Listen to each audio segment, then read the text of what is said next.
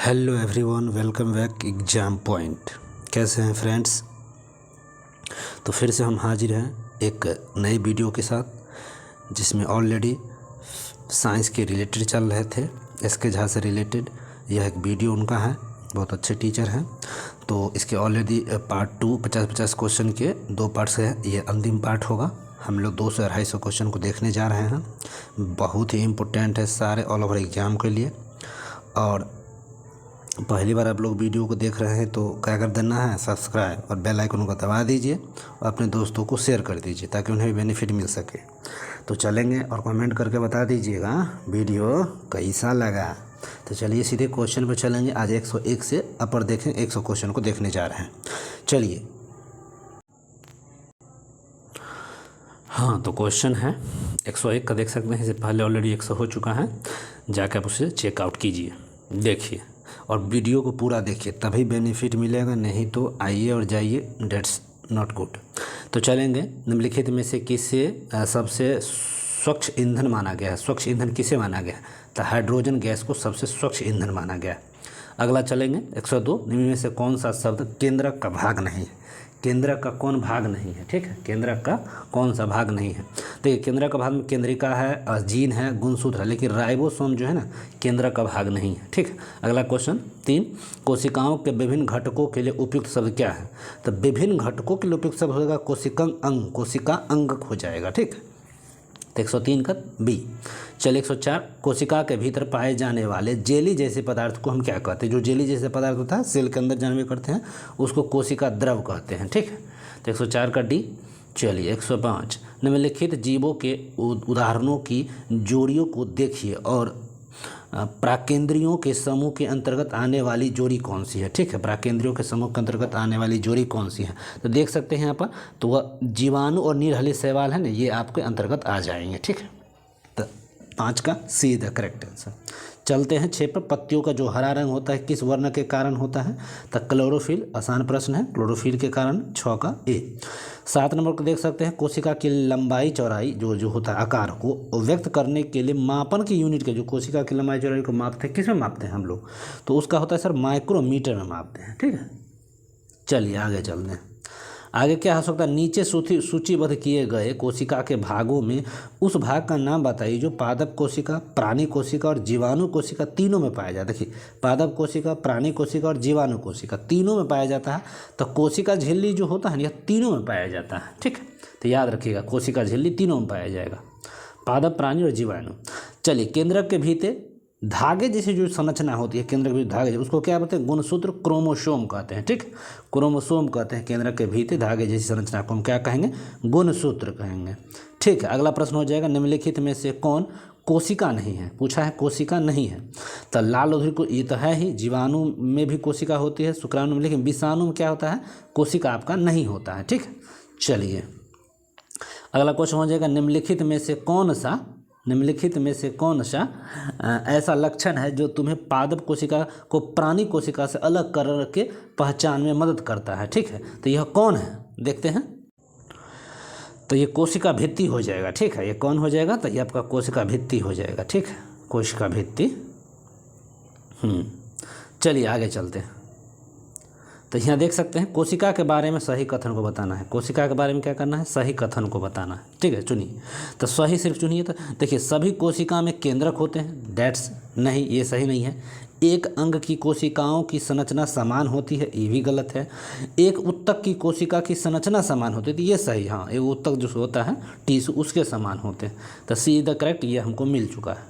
चलिए, तो 12 का सी हो गया। 13 देखिए, मानव निषेचित अंडे का परिवर्धन कहाँ होता है? मानव में निषेचित अंडे का परिवर्धन कहाँ होता है? तो सर गर्भाशय में होता है। कहाँ? गर्भाशय में। तो 13 का डी द करेक्ट है। 14, मुकुलन द्वारा जनन होता है। मुकुलन के द्वारा किस में जनन होता है? तो हाइड्रा में होता है। मुकुलन के द्वारा किस में जनन होता है? तो हाइड्रा में होता है। चलिए आगे चले। मानव में निषेचन के पश्चात जो संरचना गर्भाशय के भित्ति में अंतः स्थापित होती है वह कौन है? जो गर्भाशय की भित्ति में स्थापित, उसको हम क्या कहते हैं? तो भ्रूण बोलते हैं। सही बात है, भ्रूण होता है। निषेचन को भ्रूण में स्थापित कर दिया जाता है। ठीक है, भ्रूण में हो जाता है। अगला हो जाएगा 16, निषेचन के पश्चात जो कोशिका एक नए जीव को उत्पन्न करती है वह कौन सी हो जाएगा? तो युग्मज। युग्मज हो जाएगा, नए जीव के रूप में उत्पन्न होगा, वह युग्मज के रूप में होगा। ठीक है, चलिए आगे चलते हैं। तो टेडपोल के कार्यांतरण के लिए कौन सा, टेडपोल के कार्यांतरण के लिए ठीक है कौन सा तत्व पानी में उपलब्ध होना चाहिए? तो आयोडीन होना चाहिए टेडपोल के लिए कार्यांतरण। और अगला देख लीजिए, किसी कोशिका के भीतर वह कौन सा संरचना है जो बच्चे के लिए लिंग निर्धारण के उत्तरदायी हो? तो गुणसूत्र क्रोमोसोम होना चाहिए उसी के लिंग, और पिता में जन्म कर XY क्रोमोसोम उसके द्वारा होता है, पिता से ही लिंग का निर्धारण होता है, क्रोमोसोम से ही। अगला देख सकते हैं, दो वस्तु एक दूसरे को प्रतिकर्षित करती है। ठीक है, दो वस्तु है अट्रैक्ट करता है, यह प्रतिकर्षित करते हैं। यह प्रतिकर्षण हो सकता है कब? जब हो सकता है तो चुंबकीय बल या स्थिर विद्युत बल के द्वारा होता है। ठीक है, चुंबकीय बल या स्थिर विद्युत बल के द्वारा दो वस्तुएं एक दूसरे को क्या करते हैं? प्रतिकर्षित करते हैं। चलिए आगे चलेंगे। निम्नलिखित में से कौन सा बल संपर्क बल है? संपर्क बल पूछ रहा है कौन सा है? तो घर्षण बल जो है ना, संपर्क बल हो जाएगा। ठीक है, संपर्क बल कौन सा बल है? तो घर्षण बल संपर्क बल है। चलिए आगे देखते हैं। कुछ माध्यमों में सूची की गई है, कुछ माध्यमों में जो सूची किया गया इसके बारे में आपको बताना है। ठीक है, तो किन माध्यमों में ध्वनि गमन करती है? देखिए, ध्वनि गमन करने के लिए पूछा है हमसे, तो देखिए ध्वनि जानने को उसका माध्यम चाहिए। लकड़ी में करेगा, जल में करेगा, वायु में करेगा, निर्वात में नहीं करेगा, उसका माध्यम है निर्वात। तो 1 2 3 देखिए यहाँ पर मिल गया तीनों। ठीक है, 21 का B। आगे चलिए, कोई वस्तु 50 किलोवाट आवृत्ति का है। ठीक है, आवृत्ति से कंपन कर रही है और इसका आवर्तकाल पूछ दिया है। जान भी करते हैं V बराबर N लैम्डा होता है, V बराबर N लैम्डा होता है, तो इस पर आप निकाल सकते हैं। ठीक है, तो इसका ये हो जाएगा 0.02 सेकेंड। और फार्मूले हैं, चलिए आगे चलते हैं। 127 है, ध्वनि की प्रबलता घटाने के लिए हमें ध्वनि कोई कंपन, जो कंपन होता है, कंपन ध्वनि की प्रबलता को अब घटाना है। ठीक है, उसके लिए ध्वनि के कंपन में क्या होना चाहिए? आयाम को घटाना होगा। क्या करना होगा? आयाम को घटाइएगा। ठीक है, चलिए आगे। ध्वनि की प्रबलता का मात्रक क्या हो जाएगा? ध्वनि की प्रबलता का मात्रक क्या है? डेसिबल है। ठीक है, डेसिबल होता है। ठीक है, अगला हो जाएगा, ध्वनि की प्रबलता का निर्धारण क्या करता है? तो ध्वनि की प्रबलता का निर्धारण कंपन के आयाम के द्वारा होता है। किसके द्वारा होता है? तो कंपन के आयाम के द्वारा। ठीक है, 1 हर्ज बराबर होता है, 1 हर्ज बराबर होता है कितने के? 1 हर्ज बराबर होता है 60 कंपन प्रति मिनट, 60 कंपन प्रति मिनट 1 हर्ज के बराबर होता है। ठीक है, अगला हो जाएगा, ध्वनि का तारत्व ज्ञात किया जाता है। ध्वनि का जो तारत्व ज्ञात किया जाता है किस पर? तो इसकी आवृत्ति से ध्वनि का क्या तारत्व ज्ञात किया जाता है। ठीक है, अगला क्वेश्चन है, पराश्रव ध्वनि की कंपनों की आवृत्ति क्या है? जो पराश्रव होता है, ध्वनि 3 प्रकार के होते हैं, श्रव, अवश्रव, पराश्रव। तो पराश्रव होता है 20,000 से अधिक हर्ज का होता है। देख सकते हैं 20,000 से अधिक का हर्ज होता है। ठीक है, श्रव 20 से 20,000 होता है, अवश्रव 20 से कम होता है। ठीक, चलिए आगे चलते हैं। आगे देख लीजिए, विद्युत लेपन द्वारा वस्तुओं को चमकदार बनाने के लिए, विद्युत लेपन द्वारा वस्तुओं को चमकदार बनाने के लिए निम्नलिखित में से किस धातु का उपयोग किया जाता है? तो क्रोमियम का। ठीक है, क्रोमियम का। विद्युत धारा उत्पन्न होती है, विद्युत धारा उत्पन्न होती है, विद्युत धारा उत्पन्न कर सकते हैं तो रासायनिक, तापीय और चुंबकीय प्रभाव द्वारा। ठीक है, रासायनिक, तापीय और चुंबकीय प्रभाव द्वारा विद्युत धारा उत्पन्न कर सकते हैं। ठीक है, एक सेकेंड। तो विद्युत धारा उत्पन्न होता है रासायनिक, तापीय और चुंबकीय प्रभाव के द्वारा विद्युत धारा को आप उत्पन्न कर सकते हैं। तो अगला हो जाएगा, नेत्र का वह कौन सा भाग है जिसमें प्रवेश करने वाले प्रकाश को नियंत्रित करता है? जो जो प्रकाश जाता है आंखों में तो उसको नियंत्रित करता है, परितारिका कहिए या आइरिस हुआ, उसको कंट्रोल करता है प्रकाश को। ठीक है, तो 131 क्या हो जाएगा? परितारिका या आइरिस। आगे चलते हैं, मानव नेत्र की तंत्रिका, कोशिका, शल्काओं और शंकुओं के विषय में निम्नलिखित में से कौन सा कथन सही है? तो ये आप हो जाएगा, शंकु तीव्र प्रकाश के लिए सुग्राही होता है। ठीक है, ये जो शंकु होता है वह तीव्र प्रकाश के लिए सुग्राही होती है। ठीक है, तो मानव नेत्र में ये एक क्षर कोशिका होती है, शंकु कोशिका होती है, लेकिन जो शंकु कोशिका है वह तीव्र प्रकाश के लिए सुग्राही, मतलब उसके लिए अच्छा है। ठीक है, चलते हैं आगे। 133 देखिए, पेट्रोल और डीजल जैसे ईंधनों का अपूर्ण दहन देता है। अपूर्ण दहन क्या? कार्बन मोनोऑक्साइड जो CO होता है, बहुत खराब होता है, यही आपको देता है। ठीक है, 134 संगमरमर के संरक्षण का कारण क्या है? तो अम्ल वर्षा। अम्ल वर्षा का था SO2 और NO2 यही होता है। और ये अम्ल वर्षा कितना होता है? तो 5.6 से कम होता है pH वैल्यू, तो उससे कम हो जाता है। ठीक है, चलते हैं आगे। निम्नलिखित में से कौन ग्रीन हाउस गैस नहीं है? तो कौन पूछ रहा है? नहीं है। ठीक है, ग्रीन हाउस गैस, इसको देखिए। तो ग्रीन हाउस गैस कौन नहीं है, तो जलवाष्प है, कार्बन डाइऑक्साइड है, मीथेन है, लेकिन नाइट्रोजन नहीं हो जाएगा। ठीक है, नाइट्रोजन गैस नहीं है। चलिए आगे चलते हैं 136 पे। तरल में प्रवाह का अद्वितीय गुण होता है। अद्वितीय गुण तरल में होता है। निम्नलिखित में से पूछ रहा है कौन सा कथन सही है, सिर्फ सही पूछा है। तो केवल गैस तरल के समान व्यवहार करते हैं, गलत। गैस और ठोस तरल के समान व्यवहार करते हैं, ये भी गलत। गैस द्रव तरल के समान है, हाँ तो गैस और द्रव है वो तरल के समान कार्य करते हैं, व्यवहार करते हैं, ये सही है। तो सी द करेक्ट हो जाएगा। चलिए, ग्रीष्मकाल में जल को मिट्टी से बर्तन में रखने पर किस परिघटना के कारण यह ठंडा होता है। ठीक है, ग्रीष्मकाल में जल को मिट्टी के बर्तन में रखने पर किस परिघटना के कारण ठंडा होता है, तो वाष्पन के कारण ठंडा हो जाता है। ठीक है, वाष्पन के कारण। चलिए आगे चलेंगे। 25 degree C, 38 degree C, 66 degree C को केल्विन तापमान में परिवर्तित करने पर इन तापमानों का सही अनुक्रम क्या हो जाएगा। तो आप लोग फार्मूला आपको मालूम ही होगा, हम फिर भी बता देते हैं। जैसे C/100 जो कंपाउंड होता है, F-32/180, R/80 और उसके बाद होता है K-273/100। ठीक है, तो आपको पूछा डिग्री से, ये इसको और इसको बराबर कर दीजिए। ठीक है, इसको के तो फिर इसको लॉजिक करते हैं। से देखिए यहाँ एक सेकेंड, C/100 K-273/100। ठीक है, तो ये कट गया, तो इसको एक दूसरे से बराबर कर दीजिए, बस हो गया, आपको केल्विन में निकल जाएगा। तो इसका आंसर ये इधर करेक्ट हो जाएगा। ठीक है, चलिए हाँ, तो सीधा देखिए 273 है ना, यहाँ से जुड़ जाएगा 273 और 25, तो 5 3 8 देख लेते हैं यहाँ से 7 2 9, देखिए 298 पहले मिल गया, बस जुट गया है केल्विन में, बहुत आसान था।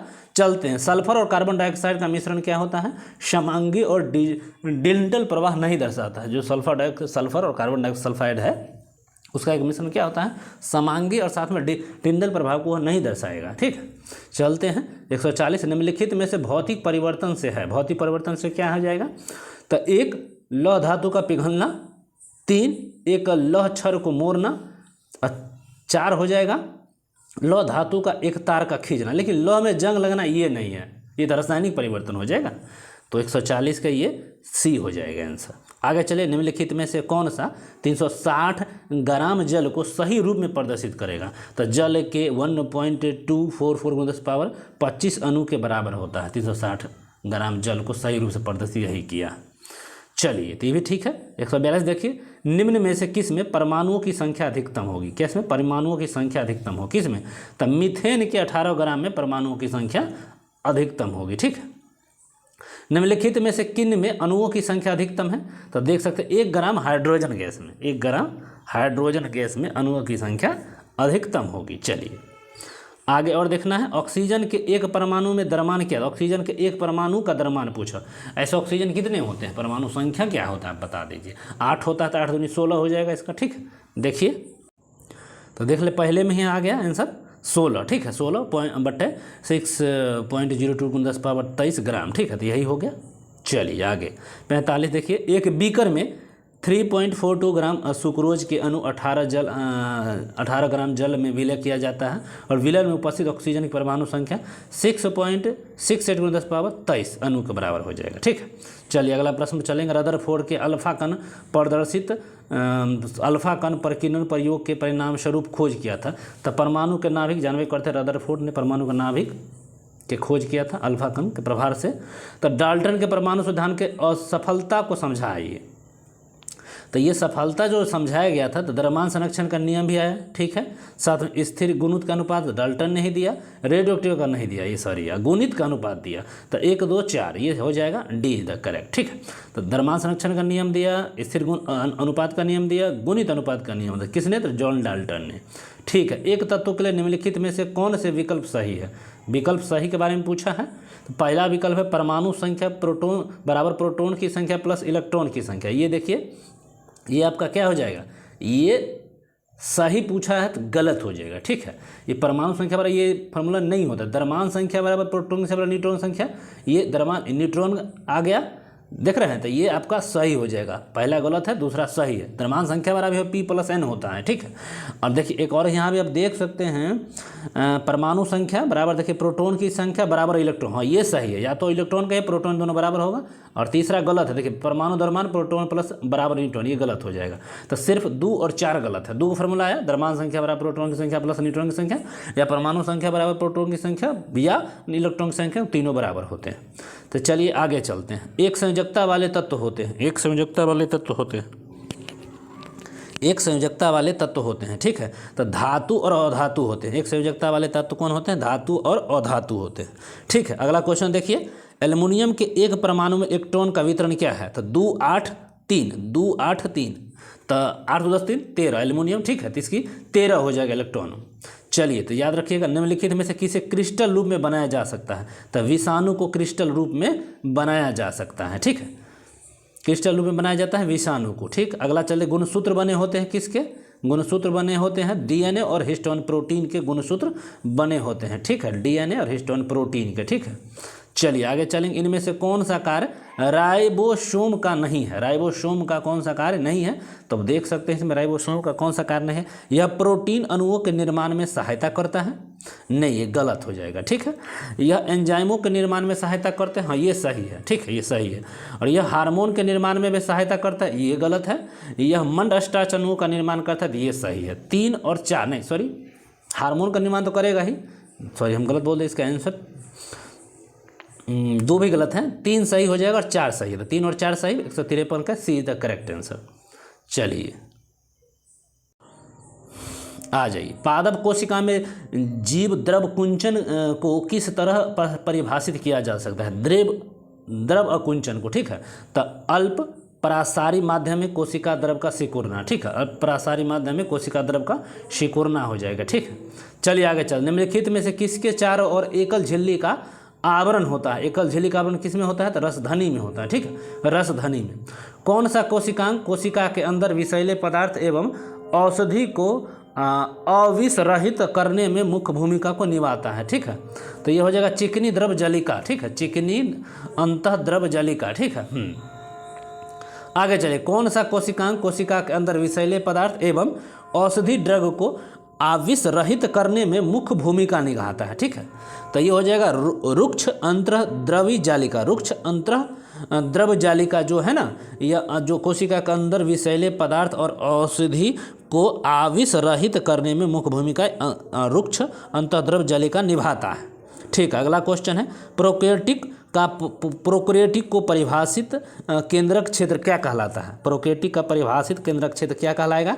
तो केंद्रक काभ कहलाएगा, केंद्रक का भाव, केंद्रक काभ, केंद्रिका भाव, ये ऐसा कुछ है, ठीक है। कोशिका अंगक जो सरल शर्करा को जटिल शर्करा में बदलता है, सरल शर्करा को जटिल शर्करा में बदलता है, वो कौन सा होता है? तो गोल्जी काय है ना, सरल शर्करा को जटिल शर्करा में बदल देता है गोल्जी काय। तो 59 के डी। 60 देखिए, निम्नलिखित में से कौन सा रसधनी का कार्य नहीं है? रसधनी का कार्य कौन है? तो गमन नहीं है, लेकिन संग्रहण है, कोशिका को दृढ़ता और स्फीति प्रदान करता है, अपशिष्ट को उत्सर्जन करता है, लेकिन ये नहीं है कार्य, ठीक है, गमन नहीं है। चलिए 61 देखिए, अमीबा किस प्रक्रिया के द्वारा भोजन को प्राप्त करता है?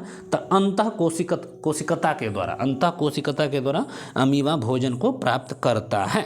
अगला चलेंगे 62, निम्न में से किसकी कोशिका भित्ति सेलुलोज की बनी होती है? तो जानवे करते हैं जीवाणु की कोशिका भित्ति सेलुलोज की बनी होती है। किसकी?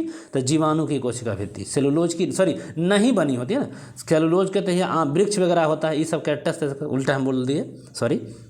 तो जीवाणु को नहीं बनी, नहीं है। अगला हो जाएगा, सिल्वर नाइट्रेट का घोल किसी एक के अध्ययन में इस्तेमाल, किस एक के अध्ययन में इस्तेमाल किया जाता है? तो गोल्जी काय के उपकरण में सिल्वर नाइट्रेट के घोल का अध्ययन से इस्तेमाल किया जाता है, ठीक है, याद रखें, बहुत अच्छा क्वेश्चन है।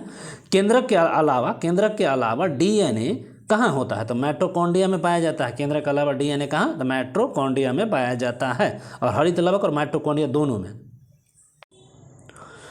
निम्नलिखित में से किसी की कोशिका को रसोई घर कहा गया? कोशिका और हरित लवक को रसोई घर कहा जाता है, जानवे करते हैं, हरित लवक को कोशिका का रसोई घर कहते हैं। अगला क्वेश्चन हो जाएगा, कोशिका में लिपिड अणुओं को निम्न में से किसके द्वारा संश्लेषित किया जाता है? लिपिड अणुओं को, ठीक है, संश्लेषित करते हैं चिकनी द्रव अंतः द्रव जालिका द्वारा, ठीक है। तो चिकनी अंतः द्रव जालिका द्वारा इसको क्या किया जाता है? फिक्स किया जाता है। आगे हो जाएगा, नई कोशिका का निर्माण पूर्व स्थित कोशिका से होने की बात किसने बताई है? तो नई कोशिका का निर्माण पूर्व कोशिका से होने की बात किसने बताया? तो विर्चो ने बताया। किसने बताया? तो विर्चो ने। चलिए, कोशिका सिद्धांत निम्न द्वारा प्रतिस्थापित किया जाता है। जो कोशिका का सिद्धांत है निम्न द्वारा प्रतिस्थापित किया जाएगा, तो स्लाइडेन और श्वान के द्वारा प्रतिस्थापित किया जाएगा। ठीक है। प्रोकैरियोटिक कोशिका में देखने वाला एकमात्र कोशिका अंगक कौन है? जो प्रोकैरियोटिक कोशिका उसमें देखने वाला एकमात्र कोशिका अंगक कौन है? तो राइबोसोम हो जाएगा, राइबोसोम। ठीक है। 70 देखिए, वह अंगक जिसमें कोशिका भित्ति नहीं होते। कोशिका भित्ति पूछा है, नहीं होगा। ठीक है। तो राइबोसोम में कोशिका भित्ति नहीं होती है, राइबोसोम में कोशिका भित्ति नहीं होती है, गोल्गी काई में होती है, हरितलवक में होती है और केंद्रक में होता है। चलिए, 1 माइक्रोमीटर होता है, तो 1 माइक्रोमीटर 10⁻6 सबको मालूम है, 10⁻⁻6 मीटर के बराबर होता है। चलिए, लाइसोसोम उत्पन्न होते हैं। लाइसोसोम जो उत्पन्न होते हैं केंद्रक से उत्पन्न होते हैं। लाइसोसोम, लाइसोसोम केंद्रक से उत्पन्न होते हैं। ठीक है। सजीव, अगला है 73, सजीव कोशिका निम्न के द्वारा खोजी गई है। जो सजीव कोशिका है किसके द्वारा खोजी गई है? तो ल्यूमेनहॉक के द्वारा सजीव कोशिका को खोजा गया है। ठीक है। सजीव कोशिका ल्यूमेनहॉक के द्वारा खोजा गया है। 74 देखिए, निम्न में से कौन से उत्तक में मृत कोशिका पाई जाती है? तो दृढ़ उत्तक में मृत कोशिका, दृढ़ उत्तक में मृत कोशिका पाई जाती है। ठीक है। कौन सी कोशिका में छिद्रिल कोशिका नहीं, छिद्रिल कोशिका भित्ति नहीं होती है? तो छिद्रिल कोशिका भित्ति किस में नहीं होती है? तो वाहिनिकाएं में नहीं होती है। किस में नहीं होती है? तो वाहिनिकाएं में नहीं होती है। ठीक है। चलिए आगे चलते हैं। कौन सी कोशिका युग्म अनैच्छिक पेशियों के रूप में कार्य करती है? तो जो कौन सी कोशिका युग्म है जो अनैच्छिक पेशियों के रूप में कार्य करेगी? तो ये आपका कार्य करेगा चिकनी कोशिका और साथ में हृदय पेशियाँ। ये दोनों पेशियाँ, चिकनी पेशियाँ, हृदय पेशियाँ जो हैं अनैच्छिक पेशियों के रूप में यह कार्य करती है। ठीक है। तो किस में उपास्थि नहीं पाया जाता? तो उपास्थि विक्र में नहीं पाया जाता है। ठीक है। कान में, नाक में और कंठ में उपास्थि पाए जाते हैं, लेकिन वृक्क में नहीं पाए जाते हैं। मानव शरीर में वसा भंडारित होती है, तो वसा उत्तक में ही होता है। बहुत इजी क्वेश्चन था। ठीक है। अस्थि अधात्री में किसकी अधिक मात्रा होती है? जो अस्थि अधात्री है उसमें किसकी मात्रा अधिकतम होती है? तो कैल्शियम और फास्फोरस हड्डियों में अधिक होती है। सीधा सीधी है, आसान था। संकुचनशील प्रोटीन पाई जाती है किस में? तो संकुचनशील प्रोटीन पेशियों में पाई जाती है। किस में? तो पेशियों में संकुचनशील प्रोटीन पाई जाती है। ठीक है। ऐच्छिक पेशी कहाँ पाई जाती है? तो पाद में, पाद में ऐच्छिक पेशी पाई जाती है। ऐच्छिक पेशी कहाँ? पाद में। ठीक है, पैर में। चलिए अगला, तंत्रिका उत्तक कहाँ नहीं पाया जाता? बहुत आसान प्रश्न है। तंत्रिका उत्तक नहीं पाया जाएगा तो मस्तिष्क में, मेरुज्जु में और तंत्रिका, लेकिन तंत्रिका के अंतिम सिरे में ना ये क्या होता है? नहीं पाया जाता। VVI क्वेश्चन है। ठीक है, VVI क्वेश्चन है। तंत्रिका उत्तक कहाँ नहीं पाई जाती है? तो तंत्रिका के अंतिम सिरे में नहीं पाई जाती है। ठीक है। तंत्रिका कोशिका में कौन नहीं होता है? तो तंत्रिका कोशिका में कंडराएँ नहीं होती है। तंत्रिका काक्ष, तंत्रिका का अंतिम सिरे और दुमड़ी का जो डेट्राइट होते हैं इसमें होते हैं, लेकिन कंडराएं तंत्रिका कोशिका में नहीं होती हैं। अगला क्वेश्चन, निम्नलिखित में से कौन सी संरचना उत्तक की मरम्मत तथा अंगों में खाली स्थान को भरने में सहायक करती है? तो ये गतिका है ना, गर्तिका है, यही सहायक करती है। ठीक है, गर्तिका। आगे देखिए, निम्नलिखित में से कौन सा पेशी उत्तक है जो बिना थके जीवन भर लगातार कार्य करता है? हृदय पेशी, जो हर्ट है जन्म करते एनी टाइम काम करता है, बंद होने का नाम नहीं लेता है। तो ठीक है, तो हृदय हो जाएगा। अगला क्वेश्चन, कौन सी कोशिका शरीर की उपास्थि में उत्तकों में पाई जाती है? तो उपास्थिक अणु जो है ना, उपास्थिक उत्तकों में पाई जाती है। अगला हो जाएगा, फ्लोएम में पाए जाने वाले निर्जीव पदार्थ कौन है? तो फ्लोएम में पाए जाने वाले निर्जीव पदार्थ कौन है? तो फ्लोएम तंतु ही है जो निर्जीव पदार्थ पाए जाते हैं। आगे देखिए, मरुस्थलीय पादपों में जलहरास की दर निम्न में से किसके कारण होता है? जो जलहरास की दर होता है ना, वो उपत्वचा, जैसे क्यूटिकल के कारण से होती है। ठीक है, कम होती है। उच्च त्वचा, उपत्वचा होता है, उसके कारण से वहाँ पर जलहरास, वाष्पीकरण होता है, वो कम होता है। ठीक है। अगला प्रश्न, एक लंबे वृक्ष में अनेक शाखाएं होती है और इन सभी शाखाओं में जाल के पार्श्व संवहन में सहायता करने वाला उद्दक कौन है? ठीक है, लंबे वृक्ष में बहुत बड़ा शाखा होता है और इन सभी शाखाओं में जल का जो पार्श्व संवहन होता है उसमें मदद करने वाला उद्दक पूछ दिया है। ठीक है, तो इसका हो जाएगा जाइलम वाहिकाएं हैं, जो सही है वही आपको जाइल भेजता है। ठीक है। आगे देखिए, खेतों में उगे गन्ने के पौधे के अग्रभाग यदि काट कर हटा दिया जाए तो यह पौधा लंबाई में बढ़ता रहता है, और ऐसा निम्नलिखित में किस कारण से? उसमें अंतःवेशी विभोजक उत्तक होता है। गन्ने में क्या होता है? तो जाइलम संवाहिकाएं हो जाएंगे, ठीक, कितना हो जाएंगे, जाइलम संवाहिका। चलिए, खेतों में उगे गन्ने के पौधे के अग्रभाग को यदि काट कर हटा दिया जाए तो यह पौधा लंबाई में बढ़ता रहता है। तो ऐसा किस कारण से होता है, तो उसमें ना अंतःविवेशीय विभोजिक ऊतक है, गन्ना में काटने के बाद बढ़ता है तो अंतःविवेशी विभोजक ऊतक के कारण, ठीक है। 91, पादपों में लचीलापन किसके कारण होता है, तो देख सकते हैं स्थूल कोण ऊतक के कारण लचीलापन होता है, ठीक है, स्थूल कोण के कारण लचीलापन होता है। चलिए, कर्क कोशिका है, तो कर्क कोशिका में क्या होता है, देखते हैं उसमें उसकी उपस्थिति, कर्क कोशिकाओं में निम्नलिखित में से किसकी उपस्थिति के होने से उनके जल और गैसों के लिए पारगम्यता ही समाप्त हो जाती है। तो सुबेरीन होता है इसीलिए उसमें जल और गैस के पारगम्यता फिनिश हो जाता है, ठीक है। जिम्नोस्पर्म अनावृतबीजी पौधे में जल संवहन ऊतक सामान्यतः किस में पाया जाता है, तो वाहिनिकाएं में, ठीक है, उसमें पाया जाता है, वाहिनिकाएं में। अगला हो जाएगा किस में जल संवहन ऊतक के लिए विशिष्ट ऊतक पाया जाता है, तो जल संवहन ऊतक के लिए विशिष्ट टेरिडोफाइटा और साथ में जिम्नोस्पर्म, दोनों में, ठीक है, जल संवहन के लिए विशिष्ट ऊतक पाया जाता है टेरिडोफाइटा के समूह में और जिम्नोस्पर्म में, ठीक है। आगे चलेंगे, कौन सा बीज उत्पन्न करता है, तो जिम्नोस्पर्म बीज उत्पन्न करेगा। जिम्नोस्पर्म क्या करता है, बीज उत्पन्न करता है, ठीक है। कौन सा प्राणी समुद्र में पाया जाता है, तो इकाइनोडर्मेटा जो है समुद्र के प्राणी है। इकाइनोडर्मेटा कहाँ के हैं, समुद्र के प्राणी है।